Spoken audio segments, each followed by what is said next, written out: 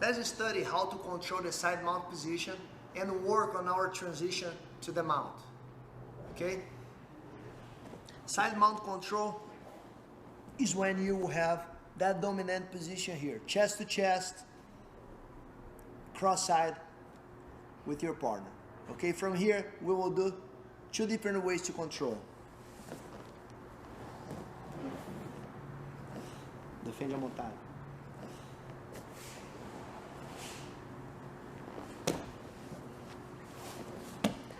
That will be one.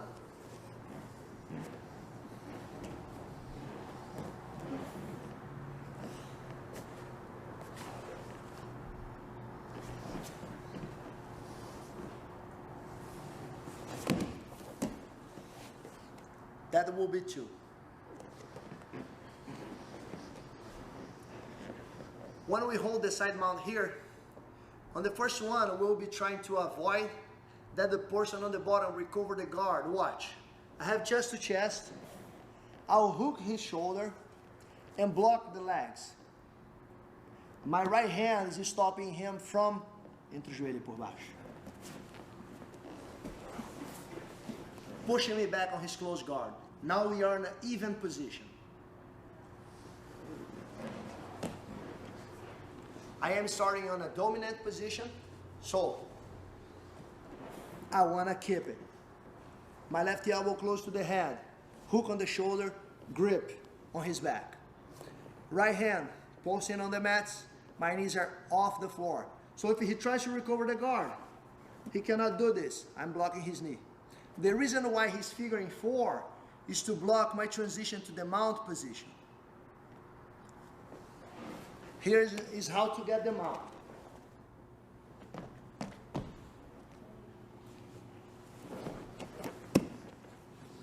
Shift your hips.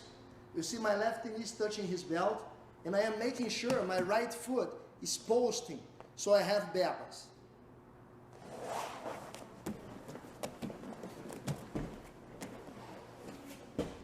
Now I'll lean forward a little bit, making sure I don't fall back as I mount. My right hand that was posting will go on his knee. I'll grab the pants and push down. Quickly, I'll step over. As soon as I step over, I post, always leaning forward that way. And I'll have my both knees on the mats. And then I'll post my hands. I raise my knees to the height of his armpits and I post here for balance.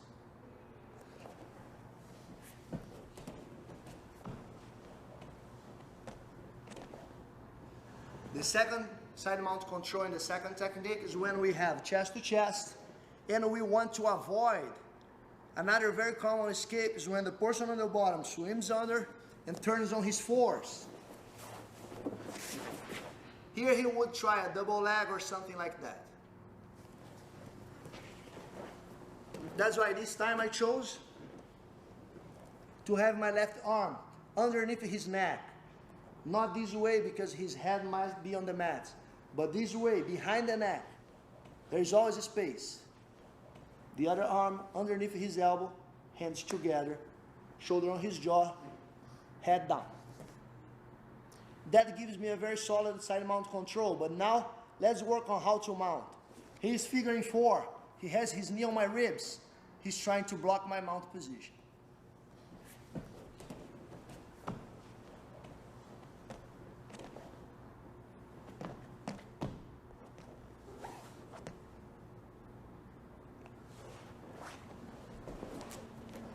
See the way I brought my knee on his belly? That will be the first step to accomplish the mount position when you have one arm behind the neck, the other one underneath the elbow. Hands together, side mount control. So I am on my toes, I raise my hips, knee in the belly. As soon as I have my knee on his belly, I want to post. He might try to use this hand, vai com a mão no meu joelho, to push. That's when I open my elbow. I will not allow him to block the mount position. And my right knee will go towards his armpit now.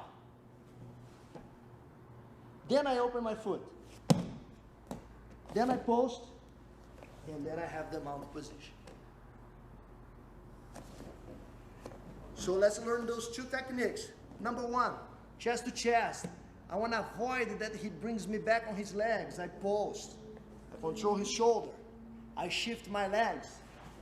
I push his knee down.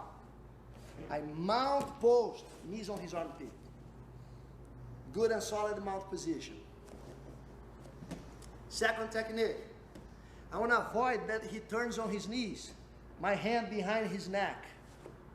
The other hand underneath his elbow. Hands together. Shoulder on his jaw. I'll raise my hip, knee in the belly. He wants to push my knee back. Open my elbow, post for balance. My right knee on his armpit. More balance. Open my foot. Should have a good and solid mount position.